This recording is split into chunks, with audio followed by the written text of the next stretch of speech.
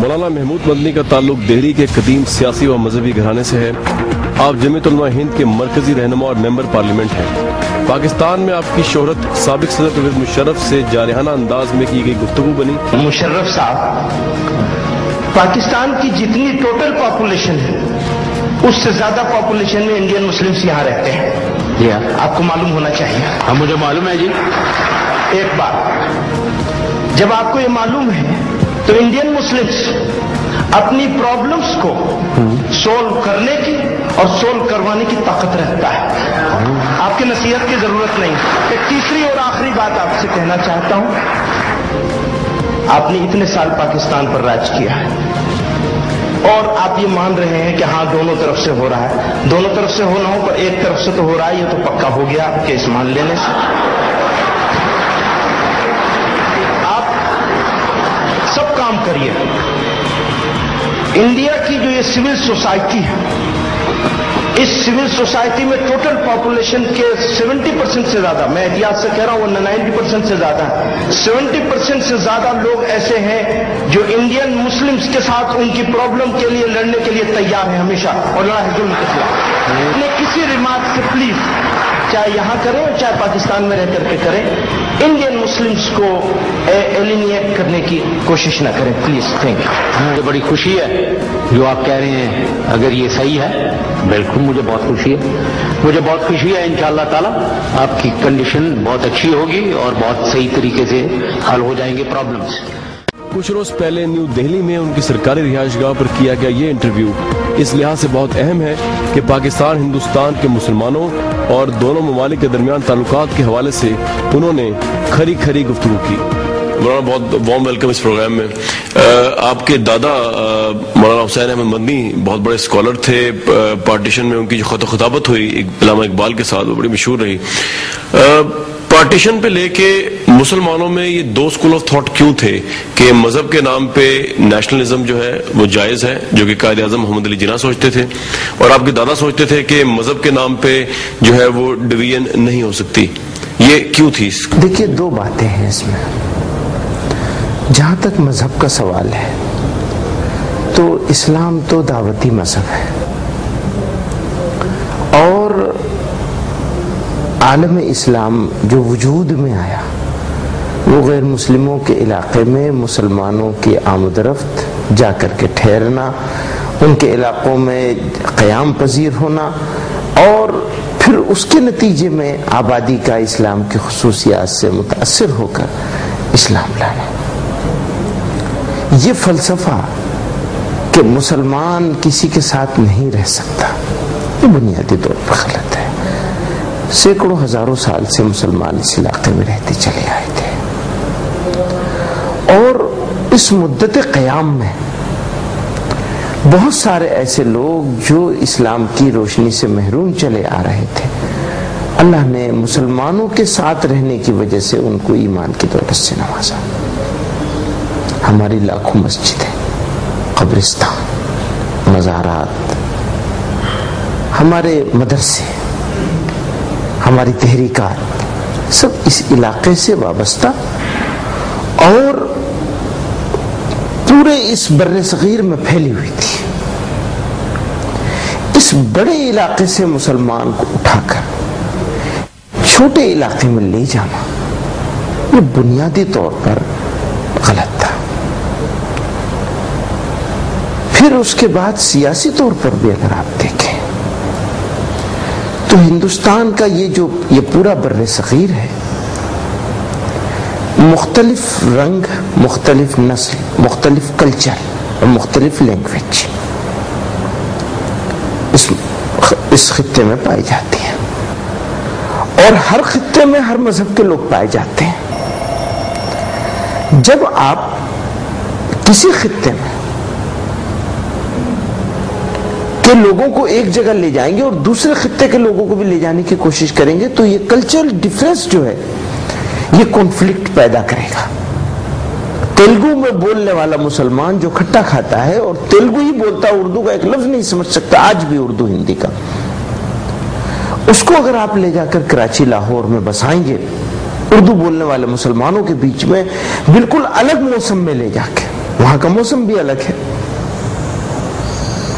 تو وہ نہ تو وہاں کے لوگ اسے ایکسپٹ کر پائیں گے، ضم کر پائیں گے، اور نہ ہی وہ لوگ اپنے آپ کو اس سوسائٹی میں ٹھیک سے مرج کر سکیں گے۔ تو سیاسی طور پر، معاشی طور پر وہ مزدور مسلمان ہے جس کو آپ لے جانا چاہتے ہیں اسلام کے نام پر، ایک خطے میں لے جانا چاہتے ہیں، اس کے لیے ٹرانسفر کرنا بھی مشکل ہے، اس جگہ سے اس جگہ جانا بھی، کیونکہ ایک وقت کی روٹی وہ کماتا ہے، دوسرے وقت کا اس کے پاس ہے نہیں کمانے کے لیے، تو سفر کر کے آندھرا سے وہاں کیسے جائے گا، یا کنڑ بولنے والا کرناٹک سے کیسے جائے گا؟ تو یہ جو پریکٹیکلی بھی یہ پاسبل نہیں تھا کہ پوری پاپولیشن کو مذہب کے نام پر ٹرانسفر کیا جا سکے، اور بنیادی طور پر بھی یہاں کے رہنے والے لوگ ایک سوسائٹی اور ایک سوچ کے لوگ ہیں، ان کو الگ الگ کرنا اس طرح سے یہ ممکن نہیں۔ اچھا مولانا صاحب، پھر دو باتیں آ جائیں گی۔ ایک تو میں جاننا چاہوں گا کہ اسلام میں یہ جو کانسیپٹ ہے ہجرت کا، کہ جب اگر کمیونٹی کوئی سوچے کہ ان پہ زمین تنگ کر دی گئی تو ہجرت تو خدا کی راہ میں ایک امپورٹنٹ قدم ہے نا، اور جسٹیفائڈ ہے، تو اس کانٹیکسٹ میں جو لوگ ہجرت کرتے ہیں مولانا، وہ بھی اپنے موسم کو چھوڑ کے دوسرے موسم میں جائیں گے، اپنی زمین کو چھوڑ کے دوسری زمین میں جائیں گے، اپنے پھل کو چھوڑ کے دوسرے پھل میں جائیں گے۔ تو اگر اس وقت کے مسلمان، لیٹ سپوز، صرف ایک ہائپوتھیٹیکل کوشچن ہے کہ یہ سوچتے یا سوچ رہے تھے کہ ان پر زمین تنگ کر، خواہ وہ کانگریس منسٹریز کا ریفرنس ہو، خواہ وہ کوئی اور چیز ہو، تو ہجرت کرنا جو ہے وہ تو اسلام کے عین مطابق ہے نا؟ دیکھیے، دو باتیں ہیں اس میں۔ ہجرت کرنا کس وقت، کیا سچویشن ہے؟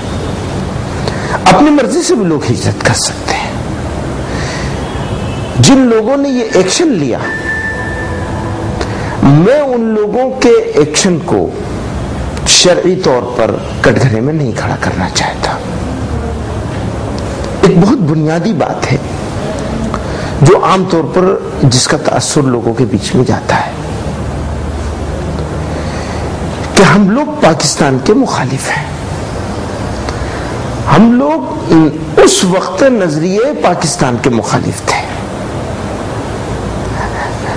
ٹو نیشن تھیوری کے مخالف تھے، آج بھی ہم ٹو نیشن تھیوری کے مخالف ہیں۔ واپس جاتا ہوں میں اس جگہ پہ جہاں پہ آپ سوال تھے، ہجرت کے سوال پہ۔ ہجرت جو لوگ، میں اپنی مرضی سے ہجرت کرنا چاہتا ہوں اپنا پیسہ کمانے کے لیے، اپنے حالات کو اچھا کرنے کے لیے، لیکن لازم ہو جائے ہجرت، پاکستان ہندوستان کے اس وقت کے حالات بالکل اس کے لیے نہیں تھے کہ ہجرت لازمی ہو، اور آج بھی نہیں ہے ایسے حالات۔ میں پورے اعتماد کے ساتھ کہتا ہوں، ہندوستانی مسلمانوں کے لیے ہندوستان سے زیادہ خوبصورت، عمدہ اور محفوظ جگہ دنیا میں دوسری کوئی نہیں ہو سکتی جو ہندوستان ہے۔ ہندوستانی مسلمانوں کے لیے ہندوستان سے زیادہ خوبصورت، عمدہ اور محفوظ جگہ دنیا میں دوسری کوئی نہیں ہو سکتی جو ہندوستان ہے۔ اس سے اچھی جگہ کوئی نہیں ہو سکتی ہندوستانیوں کے لیے۔ اچھا مولانا، اس میں بس ایک چیز اور مجھے بتا دیجئے کہ دو قومی نظریہ کی آپ نے بات کی، جس کی بیس پہ یہ پارٹیشن بٹوارا ہوا۔ ہمارے پاس تو جمہوریت کے اندر ایک ہی طریقہ ہوتا ہے جاننے کا کہ آپ صحیح آپ کی بات مانیں یا ہماری بات مانیں، اور وہ ہے عوام، ڈیموکریسی۔ تو اس کانٹیکسٹ میں یہ 1946 کا الیکشن ہوا مولانا، اس میں جمعیت علماء ہند اور جماعت اسلامی جس وقت بھی پاکستان میں آپریٹ کر رہی ہیں، ان کا وہی موقف تھا جو آپ کا موقف ہے کہ دو قومی نظریہ غلط ہے اور ملک کا پارٹیشن نہیں ہونا چاہیے مذہب کو بیچ میں لا کے۔ لیکن پھر جو 1946 کے الیکشن کا رزلٹ آیا، جو اس بیس پہ لڑا گیا کہ قرارداد لاہور ہونی چاہیے، ٹو نیشن تھیوری ہونی چاہیے کہ نہیں، اس میں تو پھر لوگ بڑے حیران ہوئے، اور میں آپ سے جاننا چاہوں گا آپ کا اس پہ کیا پھر رپلائی ہے کہ سینٹرل لیجسلیچر کی تمام سیٹس اسی مسلم لیگ نے جیتی جو ٹو نیشن تھیوری کی بات کریں مسلمانوں کی سیٹ، جو پروونشل اسمبلی کی مسلمانوں کی سیٹ تھی 75% سے ووٹ اوپر ان کو ملا. تو اس وقت کے پھر مسلمان میجورٹی جو مسلمان تھے ہندوستان کے، کیا وہ آپ سے جماعت اسلامی کی سوچ سے مختلف تھے؟ اور جماعت اسلامی تو نہیں تھی اس وقت، لیکن جمعیت علماء ہند کا جہاں تک مولانا مودودی کی جو جی وہ نہیں تھی اس وقت تک جماعت اسلامی. جمعیت علماء ہند کہہ لیں چلے ہم، ٹھیک ہے، اس وقت اس میدان میں کہتا ہوں جمعیت علماء ہند آپ کی اس بات کو کہ وہ ساری سیٹیں انہوں نے جیت لی تھی، مسلم لیگ نے جیت لی تھی. دیکھیے مزے کی بات بتاؤں میں آپ کو، مسلم ڈومینیٹڈ ایریاز جو ہیں انڈیا کے وہ مسلم سیٹیں کہلاتی تھی. جو مسلم ڈومینیٹڈ ایریاز تھے سب جگہ کی پورے اس میں پورے بر صغیر کی بات کر رہا ہوں کہ اس پورے بر صغیر میں جو مسلم ڈومینیٹڈ ایریاز تھے انہیں مسلم سیٹس مان لیا گیا تھا. لیکن جو مسلم ڈومینیٹڈ ایریاز نہیں تھے، جہاں کے مسلمان اس وقت بھی اقلیت میں تھے، ان کو مسلم سیٹس نہیں مانا گیا تھا، ان کی کوئی گنتی نہیں ہوئی تھی. تو آج بھی ہندوستان میں مسلمانوں کی جو پاپولیشن ہے اس کی 70% لوگ اقلیتی علاقوں میں رہتے ہیں، یعنی ایسے علاقوں میں رہتے ہیں جہاں مسلمان مقامی طور پر بھی اقلیت میں ہیں.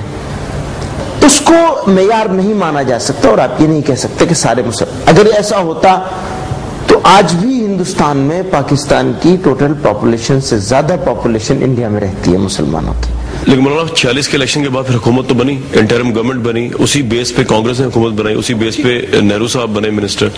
تو اس الیکشن کو اگر ہم صرف فلاٹ قرار دے دیں تو آپ سمجھتے ہیں کہ یہ جائز بات ہے؟ فلوٹ قرار دے دیں کہ پوری عوام کی نمائندگی اس میں نہیں تھی، اسی بیس پہ سب نے الیکشن لڑا. دیکھیں وہ بیس پہ الیکشن لڑا گیا، ایک فارمولہ طے کیا گیا اور اس فارمولے کے تحت تو لڑ لیا گیا. لیکن آپ جو یہ کہہ رہے ہیں کہ سارے مسلمان یا میجورٹی مسلمانوں میجورٹی مسلمانوں کی اس حق میں تھی، میں اس کو معیار نہیں مانتا اس الیکشن کو، نہیں ٹھیک مانتا اس ریشو کو. ٹھیک ہے کہ جو ووٹ پول کر سکے ان کی میجورٹی تھی، لیکن ٹوٹل مسلمانوں کی میجورٹی اگر آپ دیکھیں گے تو اس میں نہیں تھی. لیکن مولانا پھر لوگ یہ جاننا چاہیں گے کہ آپ ایک تو ادھر بیلٹ پیرامیٹر ہوتا ہے چیک کرنے کا، وہ آپ ٹھیک کہہ رہے ہیں سب نے اس میں پارٹیسپیٹ نہ کیا. نہیں وہ اس کو ایریا مانا ہی نہیں گیا تھا. بہت سارے مسلمان ایسے تھے کہ جو ووٹ دے سکتے تھے لیکن ووٹ دینے کا ان کے پاس حق نہیں تھا. جو بڑے بڑے ایریاز تھے پنجاب بنگال ہو گیا، بس وہیں سے ووٹ پڑا تھا، بس وہیں سے ووٹ پڑا تھا. اچھا یہ بتا دیجیے کہ یہ جو پارٹیشن ہوئی اس میں پھر یہ آئیڈیا، کیونکہ جو میں اسٹیٹمنٹس پڑھ رہا تھا مسلم لیگ کے پریزیڈنٹ محمد علی جناح صاحب کی، اس میں انہوں نے تو اپوز کیا تھا کہ آبادی کا ٹرانسفر جو ہے ادھر سے ادھر ہو. تو پھر یہ ٹرانسفر کی جو سجیشن آپ کے خیال میں کس کی طرف سے آئی تھی؟ انہی کی طرف سے تھی. ٹرانسفر آف پاپولیشن کے بغیر کیسے انہوں نے اس سرحد کو مان لیا، تسلیم کر لیا؟ اسٹیٹمنٹ سے کیسے بات ہوتی، جو جہاں پہ رہے گا وہ کیسے ہوگا؟ آپ جب اسلام کے نام پر مان رہے ہیں اور سارے مسلمان اس پر متفق ہو جائیں تو جو مسلمان آندھرا میں، کرناٹکا میں، جو مسلمان یو پی کے ان علاقوں میں رہتا ہے اس کو تو ٹرانسفر کرنا ہی پڑے گا نا، ان ایریاز میں جانا پڑے گا جو ایریاز ان کے نہیں ہیں، جو ایریاز دوسروں کے حصے میں آ رہے ہیں، یعنی ہندو اکثریتی علاقے جو ہیں ان علاقوں سے تو ٹرانسفر ہوگا. اسی طرح وہاں کے جو ہوا بھی پریکٹیکلی کیا ہوا کہ ٹرانسفر آف پاپولیشن ہوا اور بڑا قتل عام ہوا، ملین سے زیادہ لوگ مارے گئے اس کے اندر، ادھر بھی اور ادھر بھی دونوں طرف. تو وہ تو بڑی ٹریجڈی تھی، چھوٹا واقعہ تو تھا نہیں. تو یہ میں نئی بات سن رہا ہوں آپ سے کہ انہوں نے ٹرانسفر آف پاپولیشن کی مخالفت کی تھی، میں نے نہیں سنا آج تک یہ بات. اسٹیٹمنٹ سے ریکارڈ ان کی. لیکن یہ تو دیجیے کہ کہیں پہ آپ سمجھتے ہیں، چلیں یہ تو بات ہوگی مسلم لیگ کی کہ انہوں نے آپ سمجھتے ہیں یہ غلطیاں ہوئی، کہیں پہ آپ سمجھتے ہیں کہ کانگریس اتنی بڑی پارٹی تھی، اس کے اندر مسلمان بھی تھے، مولانا ابوالکلام آزاد جیسے مسلمان موجود تھے، میجورٹی پارٹی تھی، 11 میں سے 9 پروونسز میں کی حکومت تھی. دیکھیے یہ بہت کنٹروورشیل سبجیکٹ ہے جس پہ آپ لے جانا چاہ رہے ہیں، وہ یہ ہے کہ ان کی بھی غلطیاں تھیں. کچھ آپ کو لگا کہیں؟ ہاں ابھی اس بارے میں مختلف قسم کے مورخ لکھ رہے ہیں. میں نے اپنے والد سے بھی بحث کرتے ہوئے یہ بات کہی تھی جیسے آپ کر رہے ہیں، ایسی میں نے ان سے بحث کری تھی ایک مرتبہ. تو انہوں نے ایک بات، صرف ایک چھوٹی سی بات کہی تھی، ہاں ہو سکتا ہے، بالکل ہوگا، غلط ہوگا، ان کی غلطی زیادہ ہوگی، جناح صاحب کی غلطی کم ہوگی. لیکن انہوں نے مجھ سے ایک سوال کیا تھا، میں آپ سے کرتا ہوں. وہ سوال یہ ہے کہ کیا کسی دوسرے کے ساتھ پولیٹیکل لڑائی میں آپ اپنے پیروں پہ کلہاڑی مار لیں گے کہ کیا کسی دوسرے کے ساتھ پولیٹیکل لڑائی میں آپ اپنے پیروں پہ کلہاڑی مار لیں گے؟ ہم یہ مانتے ہیں کہ یہ تقسیم ہندوستان کی تقسیم نہیں تھی، بھارت کی تقسیم نہیں تھی، بلکہ یہ تقسیم اس انڈین سب کانٹیننٹ کے مسلمانوں کی تقسیم تھی، اس انڈین سب کانٹیننٹ کے مسلمانوں کی تقسیم تھی، اس انڈین سب کانٹیننٹ کے مسلمانوں کی تقسیم تھی. ہم یہ مانتے ہیں. ہو سکتا ہے آپ اس سے ایگری نہ کریں، لیکن ہم یہی مانتے ہیں کہ انڈین مسلمز کی تقسیم تھی، اور اس کے لیے جتنا وہ لوگ ریسپانسبل ہوں گے اس سے کچھ کم نہیں ہمارے جناح صاحب. تو یہ لیکن مولانا وہ آپ جناح صاحب پہ تو آپ نے کھل کے کر دی بات، ہم اس کو آن ایئر بھی کریں گے اور جا کے پاکستان میں آن ایئر کریں گے. کہ دونوں طرف غلطی ہوئی ہوگی. میں نے جناح صاحب کو بھی جناح صاحب کی بات صرف اس لیے کہی کہ کیونکہ دو قومی نظریے کے اوپر انہوں نے لڑائی لڑی تھی، اور میں بھی مسلمان ہوں، وہ بھی مسلمان تھے. آپ کو پتا نا جو جناح صاحب تھے وہ 1940 تک تو بہت سیکولر رہے، ان کی ٹریننگ ہی سیکولرزم میں ہوئی ہے. گوپال کرشن گوکھلے جیسے لوگوں کے ساتھ جو شخص پلا بڑھا ہو، جو 1916 میں مساق لکھنؤ کی بات کر رہا ہو، جو تحریک خلافت کو اپوز کر رہا ہو کیونکہ وہ بلیو نہیں کرتا ریلیجن شوڈ بی منگل انٹو پالیٹکس، وہ ایسا شخص جو ہے وہ اس کو جو ٹرانسفارم ہوا اس کا جو مائنڈ ہے، اس کو آپ جتنا کرٹیسزم کریں، وہ تو ہم سراخوں پہ لے رہے ہیں ہم کرٹیسزم، لیکن آپ سے ہم چاہیں گے کہ آبجیکٹیو انالیسس گاندھی جی بھی تو کریں نا، جو انہوں نے پوری موومنٹ کے اوپر جس طرح ہندو ریٹرکس بولنا شروع کیے، جس طرح انہوں نے رام راجیہ کو بولنا شروع کیا، چاہے وہ مینٹ کرتے تھے کہ نہیں کرتے تھے، جس طرح انہوں نے کاسٹ سسٹم کی ریوائول کی بات کی کہ ان کے اپنے امبیڈکر صاحب جو ہیں وہ ان سے باغی ہو گئے. تو آپ اس کی بھی تو بات کر رہے ہیں نا، کتنا بڑا لیڈر مہاتما گاندھی، قائد اعظم محمد علی جناح جیسے لیڈر کا دل نہیں جیت سکا، مسلمانوں کا دل نہیں جیت سکے اپنی تمام تک گریٹنس کے باوجود. ان سے بھی تو کوئی غلطی ہوئی ہے نا، کہ ان سے کوئی غلطی نہیں، کیونکہ آپ ہندوستان میں بیٹھے سے غلطی نہیں مانتے. نہیں ایسا نہیں ہے. بات ایسی ہے کہ میں تاریخ کا بہت گہرا طالب علم نہیں. یہاں پہ تو آپ ابھی بتا رہے تھے کیونکہ آپ نے مذہب کے حوالے سے مجھ سے کچھ سوال کیے تھے. میں ایک بات آپ سے کہتا ہوں، سیاسی لڑائی ہے اور مسلمانوں کے دل جیتنے کا جہاں تک سوال ہے، تو میں پھر آپ سے کہتا ہوں کہ ہندوستان میں مسلمانوں کی پاپولیشن آج پاکستان سے زیادہ بیٹھی ہوئی ہے. تو ایسا نہیں یہاں ہم سے اور دوسرے ایشوز پر پاکستان کے ایشو کو لے کر کے اٹھتا ہے، اور ہمیں اس جرم کا مجرم قرار دیا جانے کی کوشش کی جاتی ہے کہ ہم نے بھی پاکستان بنانے میں حصہ لیا، اور پھر یہاں بھی بیٹھے ہوئے حصہ اپنا یہاں بھی لے رہے ہیں، وہاں بھی لے لیا. میں کہا کرتا ہوں تم لوگ بائی چانس انڈین ہو، میں بائی چوائس انڈین ہوں. ہمارے پاس چوائس تھی، ہم پاکستان جا سکتے تھے، ہم نہیں گئے. ہم یہاں ہندوستان میں رہنے کو ہم نے پسند کیا، ہم نے چوائس یہ اختیار کی. تمہارے پاس کوئی چوائس نہیں ہے.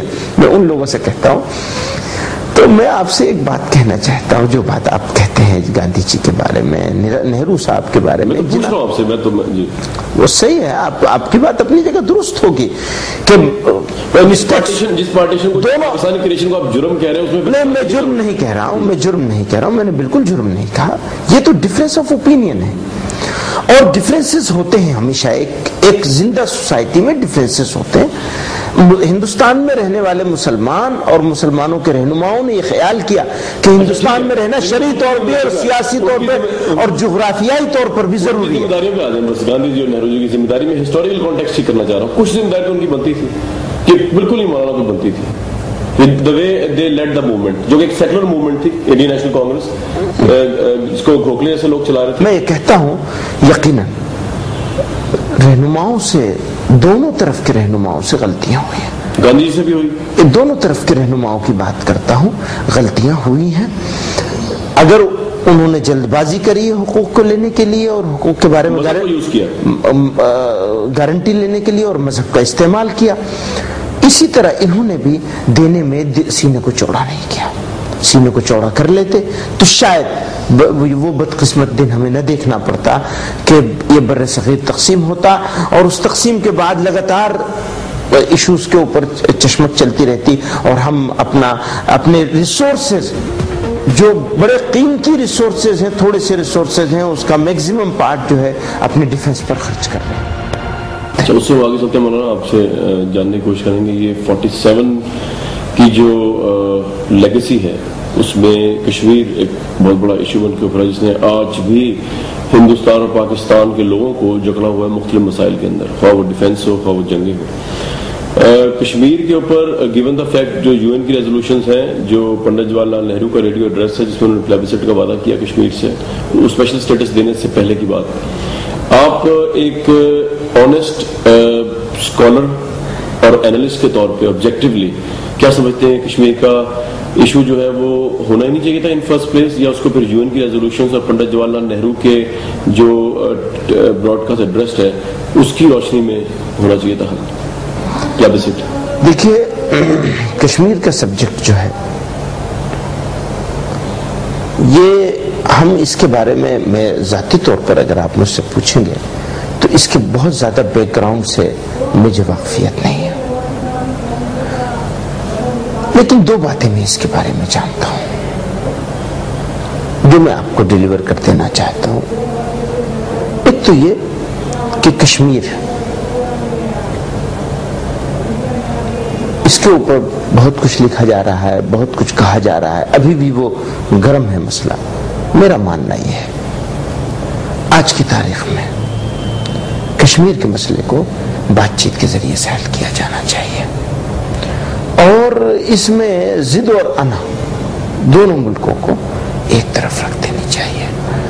ضد سے کام نہیں چلے گا، اور ہم کو یہ کشمیر کا ایشو بنا کر بات چیت کو تعطل کے بجائے حل کرنے کی طرف جانا چاہیے۔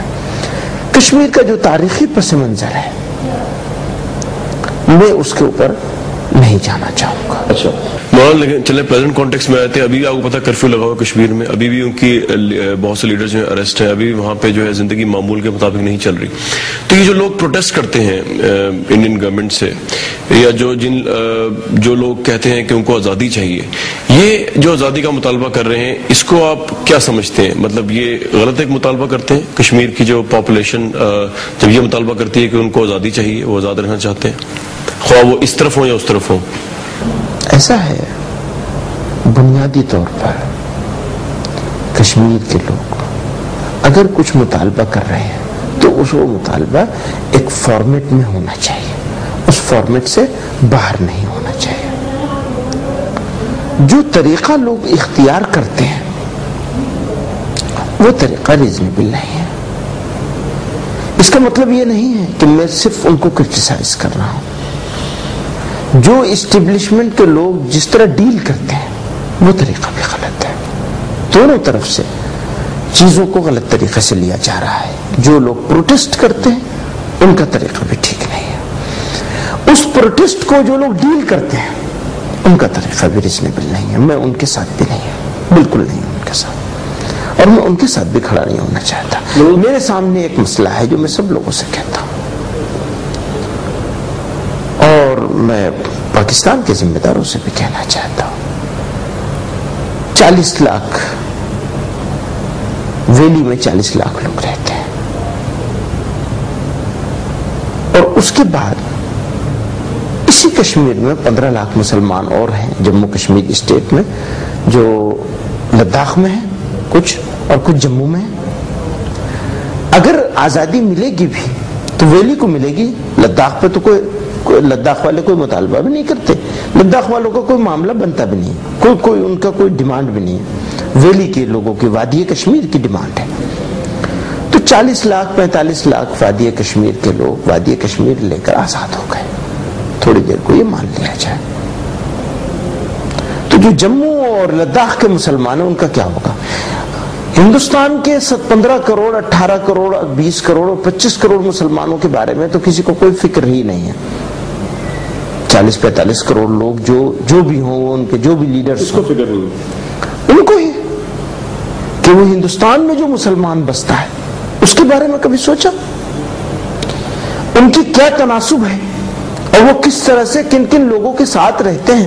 وہ تو ہندوستان کا حصہ ہے۔ اسلام کے نام پر، پھر اسلام کے نام پر وہ تو ہندوستان جہاں مسلمانوں کی اکثریت ہوگی وہ ہندوستان کے ساتھ نہیں رہ سکتے۔ ذرا سوچئے، جہاں مسلمانوں کی اکثریت ہو جائے گی وہاں ہندوستان کے ساتھ نہیں رہ سکتے، وہاں ان کو آزادی چاہیے اور وہ مذہب کے نام پر الگ ہو جائیں گے۔ اور جہاں ان کی اکثریت نہ ہو یا وہ بیچ میں ہو وہاں وہ سیکولرزم کی بات کریں، انصاف کی بات کریں، برابری کی بات کریں, اپنے حقوق کی بات کریں, اپنی مسجدوں کی اذانوں کی بات کریں, یہ کیسے ہوگا؟ یہ ڈبل اسٹینڈرڈ کیسے چلے گا؟ یہ ڈبل اسٹینڈرڈ کون اپنا رہا ہے؟ جو لوگ لڑ رہے ہیں اس کے لیے, اور جو لوگ اس کو جہاد بتا رہے ہیں. مجھے بتائیے وہ کیسے جہاد ہو سکتا ہے؟ میں یہ کہتا ہوں کہ یہ پولیٹیکل جیوگرافیکل لڑائی ہو سکتی ہے, سیاسی لڑائی ہو سکتی ہے. ان کا حق ہے, وہ کہتے ہیں کہ صاحب ہمیں ہمارا خطہ آزاد کرو, ہمارے ساتھ فلاں بے ایمانی ہوئی ہے, میں اسے مان لوں گا. ہاں ہو سکتا ہے ہوئی ہو, اور اس کے لیے بات چیت ہونی چاہیے, ضرور ہونی چاہیے, لیکن بندوق نہیں ہونی چاہیے, نہ ادھر سے نہ ادھر سے. ایک بات. دوسری بات میں یہ کہتا ہوں کہ اگر اسلام کے مذہب کے نام پہ تم کر رہے ہو تو مجھے بتاؤ کہ یہ ہندوستان کے مسلمانوں کے بارے میں تمہارے اسلام نے کیا سوچا ہے؟ اس کا امپیکٹ ان کے اوپر کیا پڑنے والا ہے؟ جس چیز کو تم چاہ رہے ہو وہ کمپلیٹ ہونے کے بعد ہمارے اوپر کیا امپیکٹ پڑے گا؟ آپ کے خیال میں کیا پڑ سکتا ہے امپیکٹ؟ ہمارے اوپر امپیکٹ یہ پڑ سکتا ہے, جو تھوڑے سے لوگ ہیں اس انڈیا میں, جو تھوڑے سے لوگ ہیں, بہت تھوڑے سے مائنورٹی میں ہیں, مائنورٹی سے بھی اس سے بھی کوئی چھوٹا ورڈ استعمال کیا جا سکتا ہو, جو لاکھوں میں نہیں ہے, ان کو یہ کہنے کا موقع ملے گا. اور ہماری جو ہندوستانی مسلمانوں کی جن کی آبادی پاکستان سے زیادہ ہے, ان کے جو حقوق کے لیے ہماری لڑائی ہے, اس لڑائی کے اوپر بھی برا اثر پڑے گا.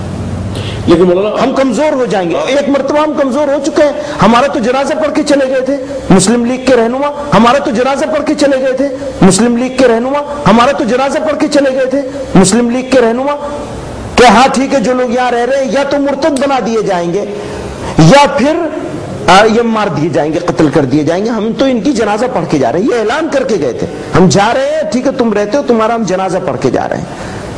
الحمدللہ آج ہم پورے اعتماد اور فخر کے ساتھ کہہ سکتے ہیں کہ دنیا کے کسی دوسرے ملک میں رہنے والے مسلمانوں سے زیادہ اچھی حالت میں ہم ہیں, مذہبی طور پر بھی اور ہر لحاظ سے. جو کشمیر میں جو لوگ موومنٹ چلاتے ہیں اس کو وہ فریڈم موومنٹ کہتے ہیں, یا کچھ لوگ جہاد کہتے ہیں, اس کو آپ کیا سمجھتے ہیں؟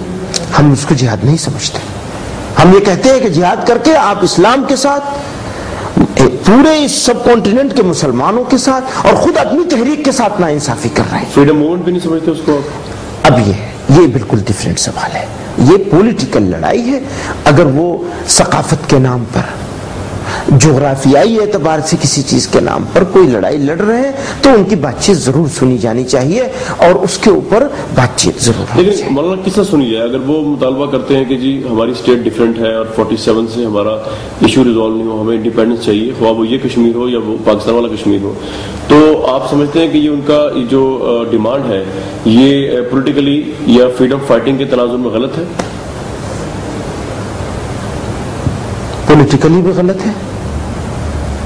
لڑائی کا طریقہ وائلنس, چلے وائلنس چھوڑ دیتے ہیں, میں مطالبے کی بات کر رہا ہوں. مطالبہ دیکھیے, مطالبہ کا صحیح ہونا اور غلط ہونا یہ تو دو ملکوں کے بیچ کی بات ہے. آپ کو اوپینین نہیں, ہماری اوپینین اس بارے میں بالکل نہیں ہے. ہماری اوپینین یہ ہے کہ کشمیر کو اور کشمیریوں کو ہمارے ساتھ رہنا چاہیے. ہندوستانی مسلمانوں کو ان کی ضرورت ہے, ہمارے ساتھ رہنا چاہیے. اگر وہ نہ رہنا چاہیں, چاہے ادھر والے کشمیر والے ہوں یا ادھر والے کشمیر والے ہوں, اگر وہ دیکھیے ہماری اوپینین پوچھی نا آپ نے, ہم نے اپنی اوپینین بتا دی. خواہش ہے, ہماری خواہش ہے, ہماری اوپینین ہے, ہم ایسا سمجھتے ہیں کہ انہیں ہمارے ساتھ رہنا چاہیے. اچھا یہ بتا دیجیے کہ آپ نے مسلمانوں کی حالت کی بات کی, یہاں پہ سچر کمیٹی رپورٹ آئی جس سچر کی, اس میں مسلمانوں کی حالت بہت خراب بتائی گئی. بالکل وہ رپورٹ غلط ہے جو آپ کہہ رہے ہیں؟ نہیں, وہ جو بھی صحیح ہے اور ہم بھی صحیح ہیں. یہ کس طرح ہوتا ہے میں بتاؤں گا, آپ مجھ سے پوچھ رہے تو میں بتاؤں جی گا. جب ہم بنگلہ دیش کے مسلمانوں کو دیکھتے ہیں, جب ہم پاکستان کے مسلمانوں کو دیکھتے ہیں, اور وہاں کے انفراسٹرکچر اور اس انفراسٹرکچر میں پاپولیشن کی میجورٹی کی کیا حصہ داری ہے, وہاں پانی کے پینے کے پانی کا کیا حال ہے, وہاں اسکولوں کا کیا حال ہے, وہاں بیسک رورل پاکستان کے انفراسٹرکچر کا کیا حال ہے, اس کے مقابلے میں جب ہم انڈیا کے اس کو دیکھتے ہیں, اس سے کمپیئر کرتے ہیں, تو مسلمان ہندوستان کا پاکستان کے عام مسلمانوں سے بہتر حالت میں ہے.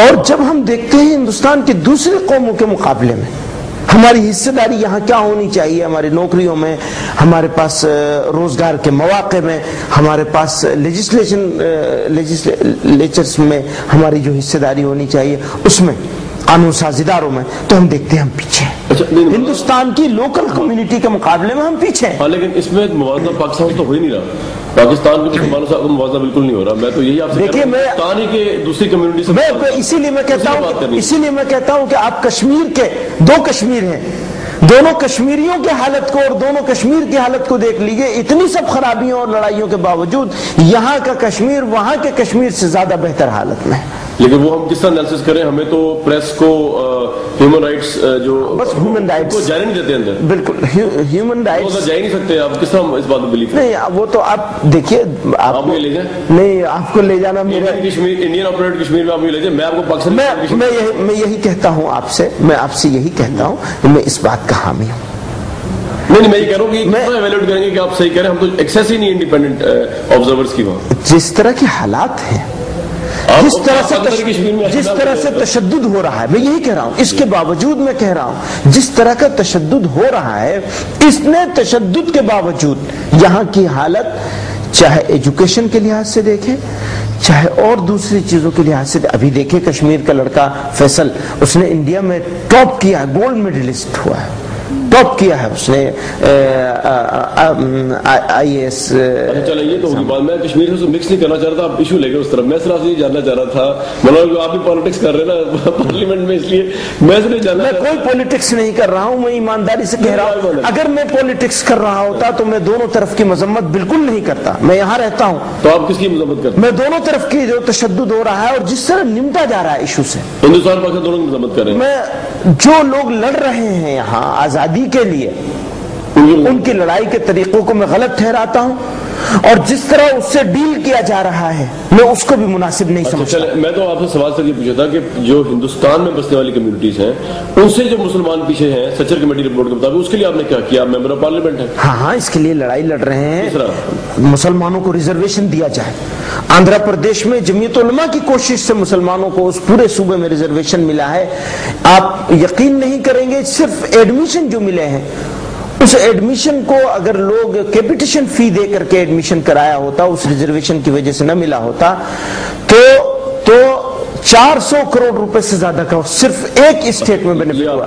اور ابھی ویسٹ بنگال میں مسلمانوں کو ریزرویشن ملا۔ ہم لوگ ابھی اس وقت جیل بھرو آندولن چلایا تھا ہم لوگوں نے، تحریک ملک و ملت بچاؤ، اسی کے لیے مسلمانوں کو ریزرویشن دیا جائے اور کمیونل وائلنس پریونشن ایکٹ بنایا جائے۔ یہ آپ کے گھر کے باہر بہت زیادہ سیکورٹیز کی وجہ یہی ہے، کیا وجہ ہے؟ بہت سیکورٹی ہے صرف میرے گھر کے باہر ہے، پاکستان میں تو مسجدوں میں سیکورٹی لگی ہوئی ہے۔ وہاں تو ہم ایک وار لڑ رہے ہیں انٹرنل ٹیررسٹ کے خلاف بھی اور بہت سی ایکسٹرنل فورسز کے خلاف بھی۔ وہ ایکسٹرنل فورسز کیا ہیں؟ وہ میرا انٹرویو جب آپ کریں گے تو میں ضرور بتاؤں گا۔ لیکن تو یعنی یہ کہ آپ کو ہاتھ میں ڈنڈا دے دیا گیا ہے اور یہ کہا ہے کہ بس تمہیں بچانا ہے، وہ مارنے کا تمہیں کوئی حق نہیں ہے۔ ٹھیک ہے، بہت اچھی بات، اچھی بات، میں آپ کو ویلکم کرتا ہوں، میں آپ کو ویلکم کرتا ہوں۔ سیکورٹی کیوں آپ کے گھر کے باہر؟ میں نہیں سمجھتا۔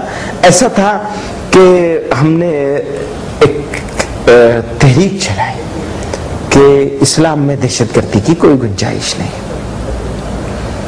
اس تحریک کے بعد آپ ہی کہاں کے کچھ لوگوں نے ہم کو، مجھے نہیں معلوم، کچھ ٹیلی ویژن چینل والوں کو ای میل کیے کہ ہم ان کو مار دیں گے۔ پاکستان سے؟ پتہ نہیں آپ ہی کہاں سے تھا، ایسی مجھے ایسی اطلاع ملی کہ